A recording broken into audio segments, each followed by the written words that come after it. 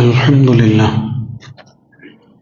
نحمده ونستعينه ونستغفره ونؤمن به ونتوكل عليه ونعوذ بالله من شرور أنفسنا ومن سيئات أعمالنا من يهده الله فلا مضل له ومن يضلله فلا هادي له وأشهد أن لا إله إلا الله وحده لا شريك له وأشهد أن محمدا عبده ورسوله أرسله بالهدى ودين الحق ليظهره على الدين كله ولو كره المشركون اللهم صل على محمد وعلى آل محمد كما صليت على إبراهيم وعلى آل إبراهيم وبارك على محمد وعلى آل محمد كما باركت على إبراهيم وعلى آل إبراهيم في العالمين إنك حميد مجيد أما بعد فإن خير الحديث كلام الله وخير الهدي هدي محمد صلى الله عليه وسلم وشر الأمور محدثاتها وكل محدثة بدعة وكل بدعة ضلالة أيها الإخوان والأخوات أوصيكم وإياي أولا بتقوى الله إن أريد إلا الإصلاح ما استطعت وما توفيقي إلا بالله عليه توكلت وإليه أنيب قال الله تعالى في القرآن المجيد أعوذ بالله من الشيطان الرجيم بسم الله الرحمن الرحيم وإنك لعلى خلق عظيم. സ്നേഹമുള്ള സഹോദരി സഹോദരന്മാരെ, സകല പ്രപഞ്ചങ്ങളും സൃഷ്ടിച്ച് സംരക്ഷിച്ച് പരിപാലിച്ചു കൊണ്ടിരിക്കുന്ന ഏകനായ അള്ളാഹുവിൻ്റെ വിധിവിലക്കുകൾക്ക് വിധേയമായി ജീവിതത്തിലെ വ്യക്തിപരവും കുടുംബപരവും സാമൂഹികവുമായ എല്ലാ മേഖലകളിലും യഥാവിധി തഖ്വ പാലിക്കുവാൻ, യഥാർത്ഥ മുത്തഖികളായി ജീവിതം നയിക്കുവാൻ എന്നെയും നിങ്ങൾ ഓരോരുത്തരെയും ആദ്യമായി വസിയത്ത് ചെയ്യുകയാണ്, ഉപദേശിക്കുകയാണ്. നമ്മുടെ ഇഹപര ജീവിത വിജയം തഖ്വാബോധവുമായി ബന്ധപ്പെട്ട് നിൽക്കുന്നു. പടച്ച തമ്പുരാൻ അവൻ്റെ മുത്തഖികളായ ദാസരിൽ ഉൾപ്പെടുത്തി നമ്മെ അനുഗ്രഹിക്കുമാറാവട്ടെ. ഇത് ഷോർട്സിൻ്റെ കാലമാണ്, കൊച്ചു വർത്തമാനങ്ങളുടെ കാലം. കൊച്ചു വാക്കുകളിൽ കുറഞ്ഞ സമയം കൊണ്ട് വലിയ ആശയപ്രപഞ്ചങ്ങൾ സൃഷ്ടിക്കുക എന്നതാണ് ഷോർട്സ്. ദീർഘനേരമുള്ള പ്രഭാഷണങ്ങൾ കേട്ടിരിക്കാൻ നമുക്ക് നേരമില്ല. കാലം അതാണ്. വിശുദ്ധ ഖുർആനിൽ ചില ഷോർട്സ് സൂറകൾ നിങ്ങൾ ശ്രദ്ധിച്ചിട്ടില്ലേ? 3 സൂറകളുണ്ട്. ആ 3ലും 3 വീതം സൂക്തങ്ങളേ ഉള്ളൂ. അതിൽ ഒരു സൂറയെക്കുറിച്ച് ഇമാം ഷാഫിഈ റഹിമഹുല്ലാ രേഖപ്പെടുത്തുന്നത് വിശുദ്ധ ഖുർആനിൽ ഇതു തന്നെ മതിയായിരുന്നു എന്നാണ്. സൂറത്തുൽ അസ്ർ എന്ന ഷോർട്ട് സൂറയാണത്. അള്ളാഹുവിൻ്റെ ദീൻ എപ്പോഴും കാര്യങ്ങൾ അങ്ങനെയാണ് അവതരിപ്പിക്കുന്നത്. നമ്മുടെ ആദർശവാക്യം നോക്കൂ, 4 വാക്കുകളേ ഉള്ളൂ. ലാ ഇലാഹ ഇല്ലാ അല്ലാഹ്. നമ്മുടെ നായകൻ മുഹമ്മദ് മുസ്തഫ സല്ലല്ലാഹു അലൈഹി വസല്ലം, മുഹമ്മദുൻ റസൂൽ അല്ലാഹ്, 3 വാക്കുകളിലാണ് അല്ലേ? ചുരുങ്ങിയ വാക്കുകളിൽ വലിയ ആശയങ്ങൾ പ്രകടിപ്പിക്കുക എന്നത് റസൂലുള്ളാഹി സ്വല്ലല്ലാഹു അലൈഹി വസല്ലം സ്വീകരിച്ചിരുന്ന ഒരു ആശയ കൈമാറ്റ രീതിയാണ്. നിങ്ങൾ ശ്രദ്ധിച്ചു നോക്കൂ, എപ്പോഴും അങ്ങനെയായിരുന്നു.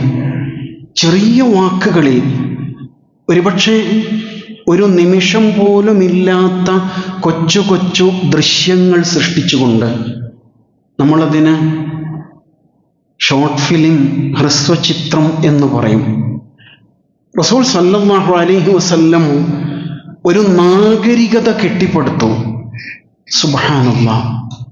ചെറിയ വാക്കുകളിലൂടെ, ചെറിയ ചെറിയ അല്പമാത്രമായ നിമിഷങ്ങൾ നീണ്ടു നിൽക്കുന്ന സംഭവങ്ങളിലൂടെ ഒരു നാഗരികതയാണ് അവിടുന്ന് കെട്ടിപ്പടുത്തത്.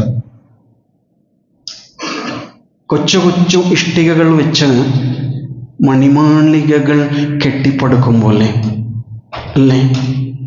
ഒരിക്കലും ഒരാൾ വന്നിട്ട് അവിടത്തോട് ചോദിക്കുകയാണ്, അള്ളാഹുവിൻ്റെ റസൂലേ സല്ലല്ലാഹു അലൈഹി വസല്ലം, എന്നെ ഒന്ന് ഉപദേശിക്കാമോ?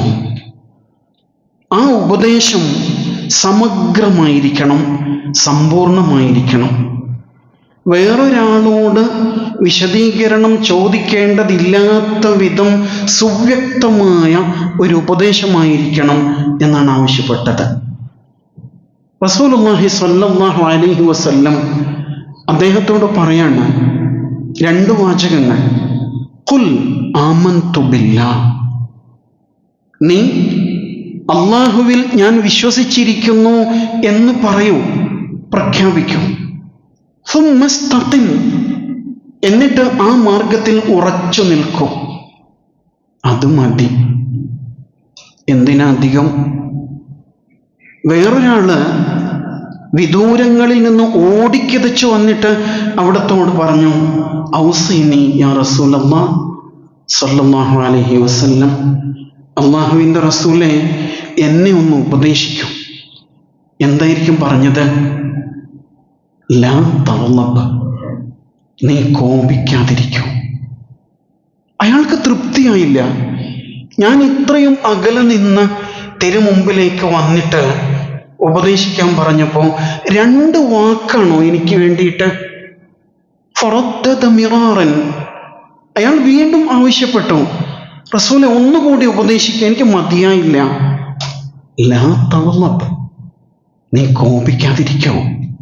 വീണ്ടും അയാൾ അല്പം കൂടി ഒച്ച വെച്ച് വീണ്ടും ആവശ്യപ്പെടുകയാണ്, ലാ തഗ്ളബ്. റസൂൽ സല്ലല്ലാഹു അലൈഹി വസല്ലം മറുപടി പറഞ്ഞു. അദ്ദേഹത്തിൻ്റെ പ്രകൃതം അവിടത്തേക്ക് നന്നായിട്ട് അറിയായിരുന്നു. കണ്ടില്ലേ, ഓരോ തവണ പറഞ്ഞപ്പോഴും അയാളിങ്ങനെ റേസായി വരികയാണ്. ഔസീനി ഔസീനി, ഒന്നുകൂടി ഉപദേശിക്കുക റസൂലേ. പക്ഷെ അവിടുന്ന് ആ 2 വാക്കുകൾ വീണ്ടും ആവർത്തിച്ചു. നമ്മളാണെങ്കിലോ അല്ലേ, അയാൾക്ക് മയക്ക് കിട്ടിയാലേ എന്ന് പറയില്ലേ, വാദവരാതെ ഉപദേശിച്ച് കളയും. ഉപദേശികളെ ഇഷ്ടമല്ലാത്ത തലമുറയാണ് പുതിയ തലമുറ, പറയാറില്ലേ? അങ്ങനെയാണ് കാലം. എത്ര മനഃശാസ്ത്രപരമായിട്ടാണ് ലോകം കണ്ട ഏറ്റവും മഹാനായ ഗുരു നമ്മെ പഠിപ്പിക്കുന്നത് അല്ലേ? കൊച്ചു കൊച്ചു വാക്കുകളിൽ ഒരു നാഗരികത കെട്ടിപ്പടുക്കുകയാണ് അവിടുന്ന് എന്നാണ് മനസ്സിലാവുക. പ്രഭാഷണങ്ങൾ ശ്രദ്ധിച്ചു നോക്കൂ.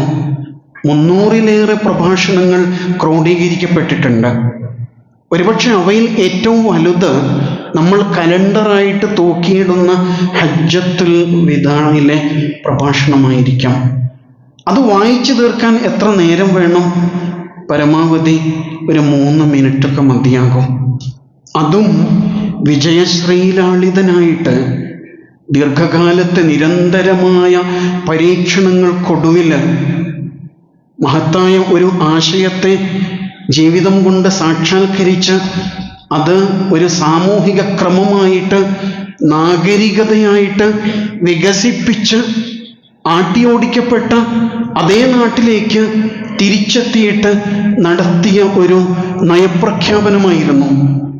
എന്നിട്ട് 3 മിനിറ്റേ ഉണ്ടായുള്ളൂ. ഘോരഘോരം പ്രഭാഷണം നടത്തേണ്ട ഒരു സന്ദർഭമായിരുന്നില്ലേ അത്? അങ്ങനെയല്ല, കുഞ്ഞു വാക്കുകളിൽ കുറച്ച് മാത്രം പറഞ്ഞു വെക്കുകയാണ് അവിടുന്ന് ചെയ്തത്. നമ്മൾ പറയില്ലേ, ഒരു പൂക്കാലം, ഒരു പൂവ് കൊണ്ട് ഒരു പൂക്കാലം തീർക്കുക എന്ന് പറയും. ഒരു മഞ്ഞുതുള്ളിയിൽ ഒരു പ്രപഞ്ചം സൃഷ്ടിക്കുക എന്നൊക്കെ പറയില്ലേ? എന്ന പോലെ വല്ലാത്തൊരു യുഗപ്രഭാവൻ മാസ്മരികമായ വാക്കുകളിലൂടെയല്ല, മറിച്ച് ആ പ്രകൃതത്തിലൂടെ സവിശേഷമായ എന്തോ ഒന്ന് മനുഷ്യ മനസ്സുകളിലേക്ക് നിരന്തരം പകർന്നുകൊണ്ടിരിക്കുകയായിരുന്നു അവിടുന്ന് എന്നാണ് മനസ്സിലാകുന്നത്. ഒരുപാട് പറയാം.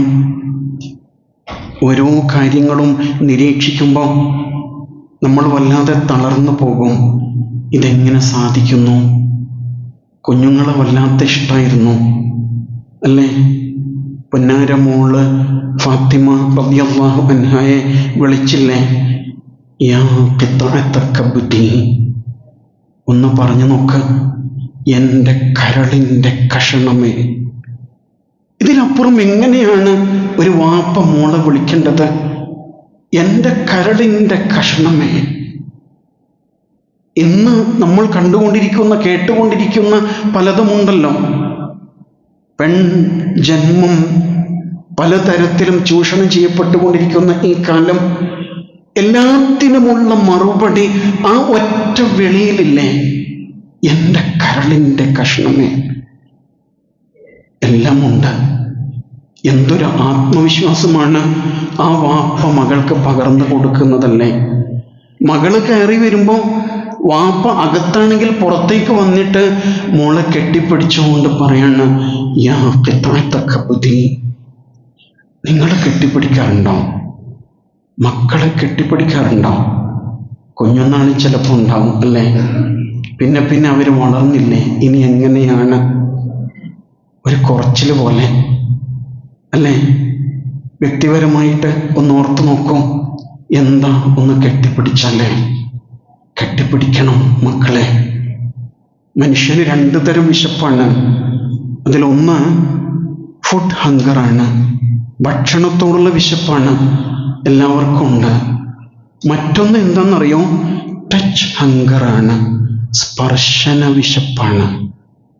ഒന്ന് തൊട്ടെങ്കിൽ, എന്നെ ഒന്ന് ചേർത്ത് പിടിക്കാൻ ഒരാളുണ്ടായെങ്കിൽ, ഒന്ന് തലോടാൻ, ആശ്വസിപ്പിക്കാൻ. വല്ലാതെ വെയിലത്തായി പോകുന്നുണ്ട് പലരും. അങ്ങനെയാണ് തണൽ തേടിയിട്ട് ആരുടെയൊക്കെയോ കുടകളിൽ ആളുകൾ അഭയം തേടുന്നത്. പിന്നെ സങ്കടം പറഞ്ഞിട്ട് കാര്യമില്ല, കൈവിട്ടു പോകും. പൂച്ചയെ കണ്ടിട്ടില്ലേ കുഞ്ഞിനെ നക്കി തുടക്കുന്നത്? പട്ടിയും പശുവും ഒക്കെ അങ്ങനെയാണ്. എന്നിട്ടും മനുഷ്യരായ നമ്മൾ എന്താണ്, സ്വന്തം രക്തത്തിൽ പിറന്നിട്ടും കുഞ്ഞിനെ ഒന്ന് ചേർത്ത് പിടിച്ചിട്ട് ചൂട് പകരാൻ കഴിയാതെ പോകുന്നത്? വല്ലാത്തൊരു ആത്മവിശ്വാസമാണ്. അതുവഴി നമുക്ക് പകർന്നു നൽകാൻ പറ്റാം. അവിടുന്ന് വാക്കുകളിലൂടെയല്ല, അനുഭവിപ്പിച്ചുകൊണ്ട് തന്നെയാണ് ഇത്തരം പാഠങ്ങൾ പഠിപ്പിക്കുന്നത്. നോക്കി നിൽക്കുമായിരുന്നു പൊന്നാര മോളെ. എന്താണെന്നറിയോ കാരണം? എൻ്റെ ഖദീജയുടെ തനി പകർപ്പാണ് അവള്. അതേ ശരീരഭാഷ. റസൂൽ സല്ലല്ലാഹു അലൈഹി വസല്ലം പിറകിൽ നിന്ന് പൊന്നാരമോള് ഫാത്തിമ നടന്നു പോകുന്നത് ഇങ്ങനെ നോക്കി നിൽക്കാണ്. ഖദീജ റളിയല്ലാഹു അൻഹയുടെ വഫാത്തിന് ശേഷം അവിടുത്തെ സാന്നിധ്യം അവിടുന്ന് തിരിച്ചു പിടിക്കുന്നത് ആ മകളെ നോക്കി നിൽക്കുമ്പോഴാണ്. ആ നോട്ടത്തിന് പോലും എന്തൊരാഴമാണല്ലേ, എത്ര വാചാലമാണ്. ആലോചിച്ചു നോക്കൂ. ഇങ്ങനെ ഒരുപാട് ഹ്രസ്വചിത്രങ്ങൾ, അത് ഫോണിലല്ല, മറിച്ച് ഒരുപാട് ഹൃദയങ്ങളിൽ അവശേഷിപ്പിച്ചുകൊണ്ടാണ് അവിടുന്ന് ഈ ദുനിയാവ് വിട്ട് കടന്നു പോകുന്നത്. ആത്മീയതയുടെ ഉത്തുംഗ ഗോപുരങ്ങളിൽ വിരാജിച്ചവൻ അല്ലേ? പക്ഷേ റസൂലുള്ളാഹി സ്വല്ലല്ലാഹു അലൈഹി വസല്ലം അവിടുത്തെ സവിശേഷമായ ജീവിതശൈലി ഉണ്ടല്ലോ, നമ്മുടെ സാങ്കേതികമായ ആത്മീയതയ്ക്കൊക്കെ എത്രയോ അപ്പുറമാണ്. ഒരിക്കൽ മിമ്പറിൽ ഖുത്ബ നടത്തിക്കൊണ്ടിരിക്കുകയാണ്. ഏറ്റവും ഗൗരവപ്പെട്ടൊരു സദസ്സല്ലേ, പടച്ചോൻ വിളിച്ചു കൂട്ടിയ സദസ്സല്ലേ. ആ സമയത്ത് പെട്ടെന്നുണ്ടല്ലോ 2 മക്കളിങ്ങനെ നിരങ്ങി വരികയാണ്. അവർ ചുവപ്പും പച്ചയൊക്കെ ഉടുപ്പിട്ടിട്ട് വല്യപ്പാൻ്റെ ശബ്ദം കേട്ടിട്ട് അവരിങ്ങനെ നിരങ്ങി വരികയാണ്. പള്ളിയുടെ അകത്തേക്ക്, വല്യപ്പയുടെ അടുത്തേക്ക് നിരങ്ങി വരികയാണ്. വല്യപ്പാക്ക് കൺട്രോൾ പോയി. മിമ്പറിൽ ഖുത്ബ നടത്തിക്കൊണ്ടിരിക്കെ റസൂലുള്ളാഹി സ്വല്ലല്ലാഹു അലൈഹി വസല്ലം മിമ്പറിൽ നിന്ന് താഴെ ഇറങ്ങിയിട്ട് പേരമക്കളെ 2 എണ്ണത്തിനെയും വാരിയെടുത്ത് നെഞ്ചോട് ചേർത്ത് പിടിക്കുകയാണ്. സുബ്ഹാനല്ലാഹ്. എല്ലാവരും നോക്കി നിൽക്കുന്നു.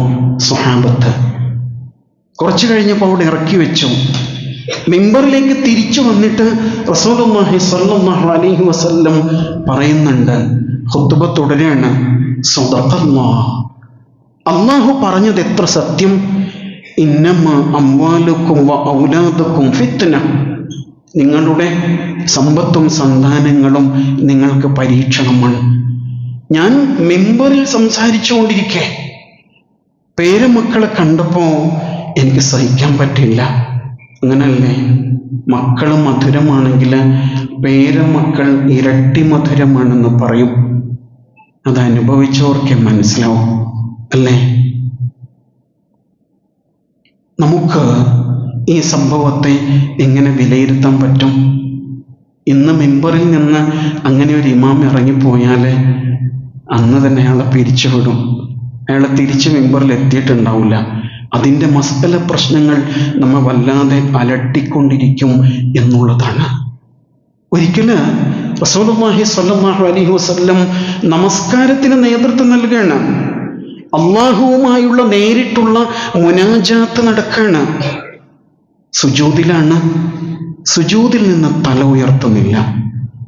സ്വഹാബിമാർക്ക് സംശയമായി, എന്താ സംഭവിച്ചത്? വഹി ഇറങ്ങുകയാണോ? കാത്തിരുന്നു. കുറേ കഴിഞ്ഞപ്പോൾ അവിടുന്ന് തലയുയർത്തി. നമസ്കാരം കഴിഞ്ഞപ്പോൾ സ്വഹാബത്ത് ചോദിക്കാം, എന്താ റസൂലെ പറ്റിയത്? എന്താ സംഭവിച്ചത്? ഒന്നുമില്ല, ആ കുസൃതി എൻ്റെ തോളത്ത് കയറിയിരിക്കായിരുന്നു, എനിക്ക് തല പൊക്കാൻ പറ്റിയില്ല എന്ന്. ആലോചിച്ച് നോക്കൂ. നമ്മളിപ്പോഴും ആലോചിക്കുകയാണ്, കുഞ്ഞുങ്ങളെ പള്ളിയിലേക്ക് കൊണ്ടുവരാമോ? അത് നമസ്കരിക്കുന്നവർക്ക് തടസ്സമല്ലേ? അതുകൊണ്ട് കുഞ്ഞുങ്ങളുമായിട്ട് പള്ളിയിൽ വരരുത് എന്ന് പലപ്പോഴും ആളുകൾ വിധികൽപ്പിച്ച് കളയും. പക്ഷേ റസൂലുള്ളാഹി സ്വല്ലല്ലാഹു അലൈഹി വസല്ലം നമസ്കരിക്കുമ്പോൾ അവിടുത്തെ പിടലിയിൽ ഒരു കുഞ്ഞ് കയറിയിരിക്കുകയാണ്. അത് കാരണം നമസ്കാരത്തിന് നേതൃത്വം നൽകുമ്പോൾ തല പൊക്കാൻ കഴിയാതെ സുജൂദിൽ തന്നെ കിടക്കേണ്ടി വരുന്ന ഇമാം. ആലോചിച്ച് നോക്കുക, പരസ്പരം ബന്ധിപ്പിക്കാൻ കഴിയുന്നുണ്ടോ? നമ്മുടെ ആത്മീയത വേറൊരു തലത്തിലാണ്. റസൂൽ സല്ലല്ലാഹു അലൈഹി വസല്ലമയുടെ ആത്മീയത വേറെ ലെവലാണ് അല്ലേ? രണ്ടും രണ്ടായിട്ട് തന്നെ വേറിട്ട് നിൽക്കുന്നതായിട്ട് നമുക്ക് തോന്നിപ്പോകും. ഇങ്ങനെ കുഞ്ഞുങ്ങളെ സ്നേഹിച്ചു, ഇങ്ങനെ ഇസ്ലാമിന്, വിശ്വാസത്തിന്, ആത്മീയതയ്ക്ക് വേറിട്ടൊരു വ്യാഖ്യാനം നൽകി റസൂലുള്ളാഹി സ്വല്ലല്ലാഹു അലൈഹി വസല്ലം. ദീർഘനേരം ഇമാം നമസ്കരിച്ച് കളയരുത് എന്ന് പഠിപ്പിക്കുന്നില്ലേ?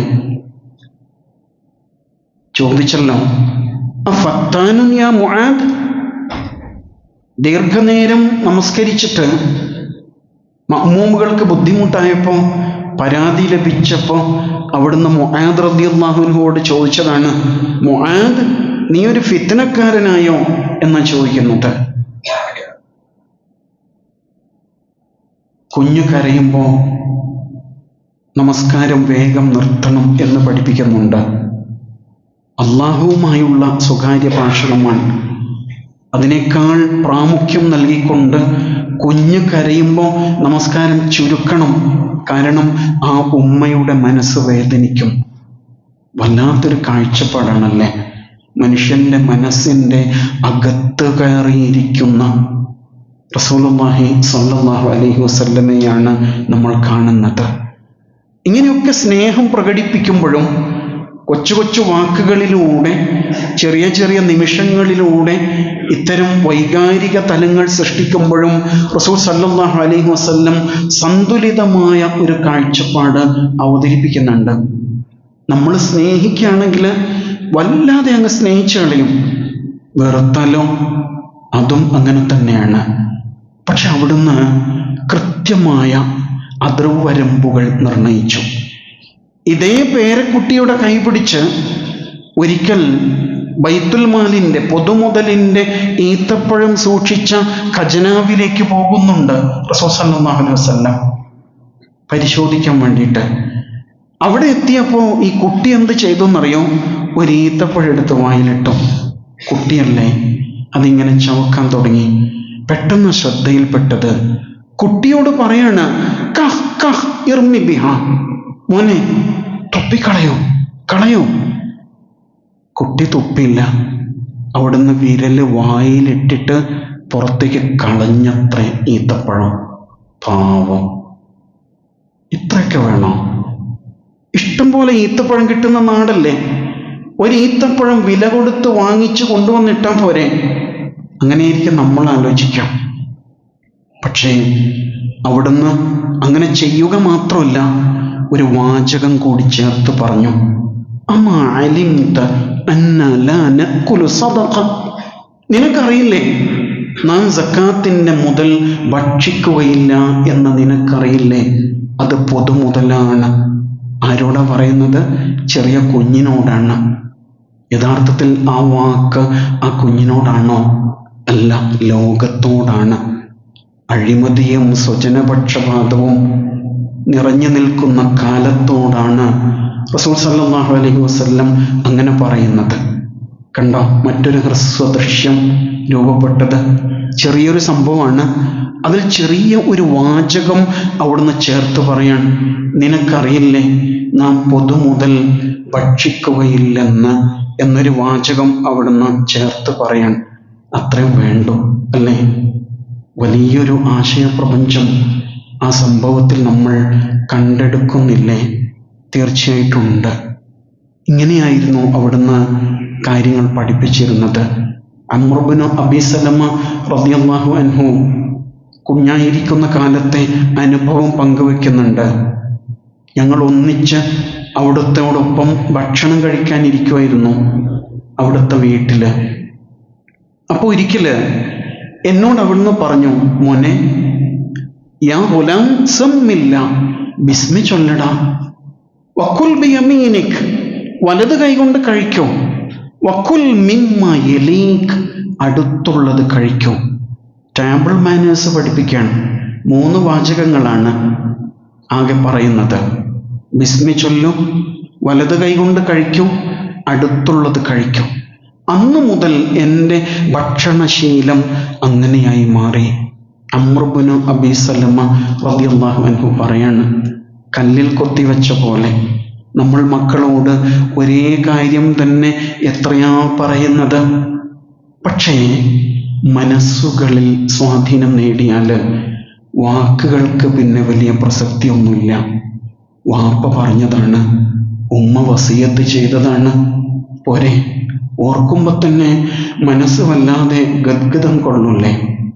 ആ ഒരു ആത്മബന്ധം സൃഷ്ടിച്ചെടുക്കുമ്പോഴാണ് മക്കളുടെ അകത്തേക്ക് നമുക്ക് വാതിൽ തുറക്കാൻ പറ്റാം. അല്ലെങ്കിൽ നമ്മൾ സങ്കടം പറയും, തോറ്റുപോയ ഉമ്മയും വാപ്പയായിട്ട് എൻ്റെ മക്കളെ നിങ്ങളൊന്ന് നന്നാക്കി തരുമോ? ആ വാക്കൊന്ന് ആലോചിച്ച് നോക്കൂ. എൻ്റെ മക്കളെ നിങ്ങൾക്കൊന്ന് നന്നാക്കി തരാമോ എന്ന് അന്യരോട് പറയേണ്ടി വരുന്ന അവസ്ഥ. എന്തുകൊണ്ടാണ്? മക്കൾ നമ്മുടെ മനസ്സിൽ, നമ്മൾ മക്കളുടെ മനസ്സിൽ ഇടം നേടാതെ പോകുന്നു എന്നതായിരിക്കും അതിൻ്റെ കാരണം, അല്ലേ? കൊച്ചു കൊച്ചു ദൃശ്യങ്ങളാണ് ആ ജീവിതത്തിൽ ഇങ്ങനെ എംബ്ലങ്ങളൊന്നും ഇല്ലാത്ത കാലത്ത് അവിടുന്ന് ഇങ്ങനെ ഒരു ചിഹ്നം ഉയർത്തി കാണിച്ചു അല്ലേ? അന വകാഫിലുൽ യതീം ഹകദാ ഫിൽ ജന്ന. ഇതൊരു സിമ്പലാണ്. ഞാനും അനാഥ സംരക്ഷകനും സ്വർഗത്തിൽ ഇങ്ങനെയാണ്. സ്വർഗത്തിൽ ഇങ്ങനെയാണ്. വേറെ വല്ലതും വേണോ? വേറെ ഒന്നും പറയേണ്ടതില്ല. അതൊരു ചിത്രീകരണമാണ് ശരിക്കും. അന വകാഫിലുൽ യതീം ഹകദാ ഫിൽ ജന്ന. ഇങ്ങനെ ചെറിയ വാക്കുകളിലൂടെ, മൗനത്തിലൂടെ, പ്രവൃത്തിയിലൂടെ അവിടുന്ന് നാഗരികത കെട്ടിപ്പടുക്കണം. ഇങ്ങനെ എത്രയെത്ര ദൃശ്യങ്ങളാണല്ലേ, കൊച്ചു കൊച്ചു ദൃശ്യങ്ങൾ, രോമാഞ്ചമണിയുന്ന ദൃശ്യങ്ങൾ. ഒരിക്കൽ ആ ചുവന്ന ചുമലിൽ 2 കറുത്ത കാലുകൾ പതിഞ്ഞില്ലേ? എപ്പോഴാണ്? ഫത്ഹ് മക്കയിൽ അല്ലേ?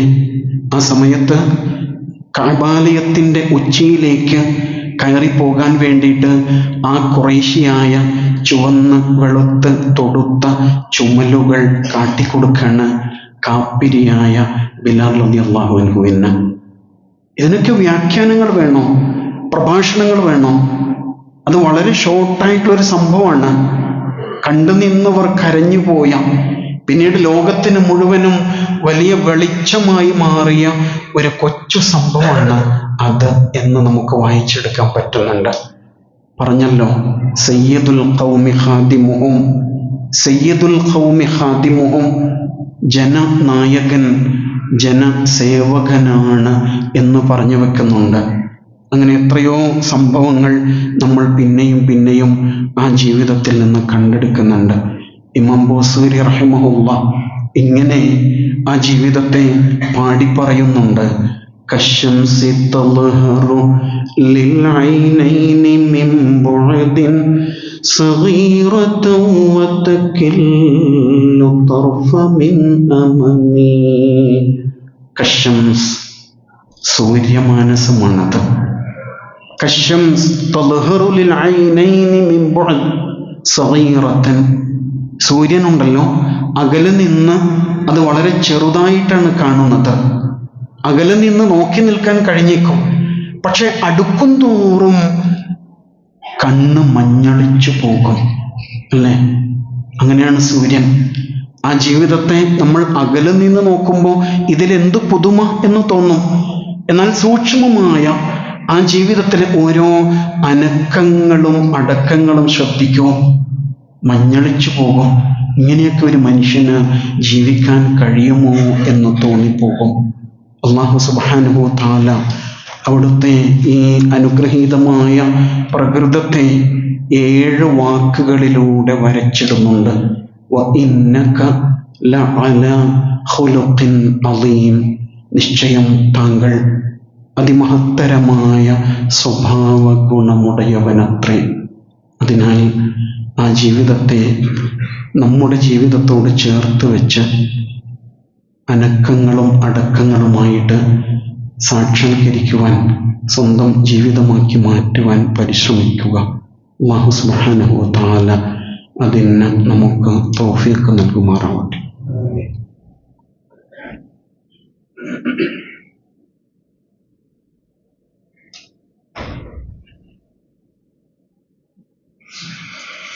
അൽഹംദുലില്ലാഹ് الذي هدانا لهذا وما كنا لنهتدي لولا أن هدانا الله. اللهم صل على محمد وعلى آله وصحبه أجمعين. يا أيها الذين آمنوا اتقوا الله حق تقاته ولا تموتن إلا وأنتم مسلمون. യഥാർത്ഥ മുത്തഖികളായി ജീവിതം നയിക്കുവാൻ നാം ഓരോരുത്തരെയും ഒരിക്കൽ കൂടി വസിയത്ത് ചെയ്യുകയാണ്. റസൂലുള്ളാഹി സ്വല്ലല്ലാഹു അലൈഹി വസല്ലമയുടെ ജീവിതത്തെ സ്വന്തം ജീവിതത്തോട് ചേർത്ത് വെച്ച് ആ സാന്നിധ്യം കണ്ണടയുവോളം കൂടെ അനുഭവിക്കുവാനുള്ള പരിശ്രമമാണ് നമ്മിൽ ഉണ്ടാവേണ്ടത്. നമുക്ക് സുപരിചിതമായ ഒരു വാക്കാണ് സുന്നത്ത് എന്ന വാക്ക്. ഈ വാക്ക് നമ്മൾ വല്ലാതെ തെറ്റിദ്ധരിച്ചു പോയിരിക്കുന്നു. സാധാരണ നമ്മൾ സുന്നത്തെന്ന് കേൾക്കുന്നത് കർമ്മശാസ്ത്രവുമായി ബന്ധപ്പെട്ടാണ്. ഫർള്, സുന്നത്ത്, കറാഹത്ത്, ഷർത്ത്, ഇങ്ങനെ ചില പ്രയോഗങ്ങൾ. അങ്ങനെ വരുമ്പോൾ കർമ്മശാസ്ത്രകാരന്മാർ സുന്നത്തിന് നൽകുന്ന വ്യാഖ്യാനം എന്താണ്? എടുത്താൽ പുണ്യമുണ്ട്, എടുത്തില്ലെങ്കിൽ കുഴപ്പമില്ല. എന്നാൽ സുന്നത്തുർ റസൂൽ സല്ലല്ലാഹു അലൈഹി വസല്ലമയുടെ സുന്നത്ത് എന്ന് പറഞ്ഞാലോ ആ ജീവിതം മുഴുവനുമാണ്. ആ ജീവിതത്തിൽ നാം നമ്മുടേതായിട്ട് ഏറ്റുവാങ്ങേണ്ട എല്ലാമാണ് അത് ഒരു പുഞ്ചിരിയാകാം, ഒരു നല്ല വാക്കാകാം, ഒരു നോക്കാകാം, എന്തുമാകാം. അതെല്ലാം സുന്നത്താണ്. പക്ഷെ നമ്മൾ സാങ്കേതികമായ ആ സുന്നത്തിൻ്റെ പ്രയോഗത്തിൽ മാത്രം മനസ്സിനെ കുരുക്കിയിടുന്നു. എന്നിട്ട് അത് സുന്നത്തല്ലേ, കുഴപ്പമില്ല എന്നുള്ള ഒരു മാനസികാവസ്ഥയിലാണ് മുന്നോട്ട് പോവാം. അങ്ങനെ അല്ലല്ലോ. റസൂൽ സല്ലല്ലാഹു അലൈഹി വസല്ലമയെ സ്നേഹിക്കുമ്പോൾ അബ്ദുല്ലാഹി ഇബ്നു ഉമർ റളിയല്ലാഹു അൻഹു അദ്ദേഹം സ്വീകരിച്ച ഒരു രീതി എന്താണെന്നറിയോ? മസ്ജിദുൻ നബവിയിൽ അവിടുന്ന് എവിടെയാണോ സുന്നത്ത് നിസ്കരിച്ചിരുന്നത് അവിടെ ചെന്ന് 2 റക്അത്ത് നിസ്കരിക്കും. റസൂൽ സല്ലല്ലാഹു അലൈഹി വസല്ലം എവിടെയാണ് ചെരിഞ്ഞ് കിടന്നത് അവിടെ ചെരിഞ്ഞ് കിടക്കും. അവിടുന്ന് യാത്ര ചെയ്യുമ്പോൾ അവിടുത്തെ ഒട്ടകം ഏത് വഴിയിലൂടെയാണോ മുന്നോട്ട് പോയത് അതേ വഴിയിലൂടെ ഒട്ടകത്തെ പായിക്കും. ഇങ്ങനെ എല്ലാ മേഖലയിലും ആ ജീവിതത്തെ നിരന്തരമായിട്ട് പിന്തുടരുമായിരുന്നു. സാങ്കേതികമായ സുന്നത്തോടൊപ്പം ആ ജീവിതമാകുന്ന സുന്നത്ത് നെഞ്ചേറ്റുമ്പോഴാണ് ആ ജീവിതത്തെ നമുക്ക് ലോകത്തിന് മുമ്പിൽ പ്രകാശിപ്പിക്കാൻ കഴിയുക. അല്ലാഹുവേ, ആ നിലയിൽ റസൂലുള്ളാഹി സ്വല്ലല്ലാഹു അലൈഹി വസല്ലം വിട്ടേച്ചു പോയ ഈ മഹത്തായ ദർശനത്തെ, ഈ ജീവിതക്രമത്തെ ലോകത്തിന് മുമ്പിൽ സമർപ്പിക്കുവാൻ ഞങ്ങൾക്ക് നീ തൗഫീഖ് നൽകണേ നാഥ. ഞങ്ങളുടെ എല്ലാ സതുദ്ദേശങ്ങളും സഫലീകരിക്കണേ റബ്ബേ. എല്ലാ പരീക്ഷണങ്ങളിൽ നിന്നും പ്രയാസങ്ങളിൽ നിന്നും ഞങ്ങൾക്ക് നീ കാവൽ നൽകി അനുഗ്രഹിക്കണേ നാഥ. പടച്ചവനെ, പല വിധത്തിലുള്ള പരീക്ഷണങ്ങളിലൂടെ, രോഗങ്ങളിലൂടെ, മാനസിക പ്രയാസങ്ങളിലൂടെ, സാമ്പത്തിക ബാധ്യതകളിലൂടെ ആണ് ഞങ്ങൾ കടന്നു പോകുന്നത്. പടച്ചവനെ, ആശ്വാസം നൽകണേ നാഥ. പടച്ചവനെ, ഞങ്ങളുടെ സഹോദരങ്ങൾ ഫലസ്തീനില്, ഗസയില്, ഇപ്പോൾ ലബനാനിലും നിരന്തരമായ പരീക്ഷണങ്ങളിലാണ് നാഥ. അവർക്ക് നീ അതിജീവന ശേഷി നൽകി അനുഗ്രഹിക്കണേ റബ്ബേ. പടച്ചവനെ, അവർക്കെതിരിൽ കുതന്ത്രം പണിയുന്ന സകലരുടെ കുതന്ത്രങ്ങളെയും നീ പരാജയപ്പെടുത്തണേ നാഥ. അല്ലാഹുവേ, ഞങ്ങളിൽ നിന്ന് മൺമറഞ്ഞു പോയ മാതാപിതാക്കൾ, ബന്ധുമിത്രാദികൾ എല്ലാവർക്കും മഗ്ഫിറത്തും റഹ്മത്തും നൽകി അനുഗ്രഹിക്കണേ റബ്ബേ. പാലേരി പാറക്കടവിലെ പാണക്കാടൻകണ്ടി ഇബ്രാഹിം സാഹിബ് കഴിഞ്ഞ ദിവസം സുബ്ഹ് നമസ്കരിച്ച് പള്ളിയിൽ നിന്ന് വീട്ടിലെത്തിയ ഉടനെ പ്രിയതമയിൽ നിന്ന് ഒരു ഗ്ലാസ് വെള്ളം വാങ്ങിച്ച് കുടിച്ച് അള്ളാഹുവിലേക്ക് യാത്രയായി. അള്ളാഹുവേ, ആ സഹോദരന് സ്വർഗത്തിൽ ഉന്നതമായ ഇടം നൽകി അനുഗ്രഹിക്കണേ റബ്ബേ. പടച്ചവനെ, അനുഗ്രഹീതമായ അത്തരത്തിലുള്ള യാത്രകൾ നൽകി ഞങ്ങളെയും അനുഗ്രഹിക്കണേ റബ്ബേ. اللهم اغفر للمؤمنين والمؤمنات والمسلمين والمسلمات الأحياء منهم والأموات إنك مجيب الدعوات يا قاضي الحاجات. ربنا آتنا في الدنيا حسنة وفي الآخرة حسنة وقنا عذاب النار.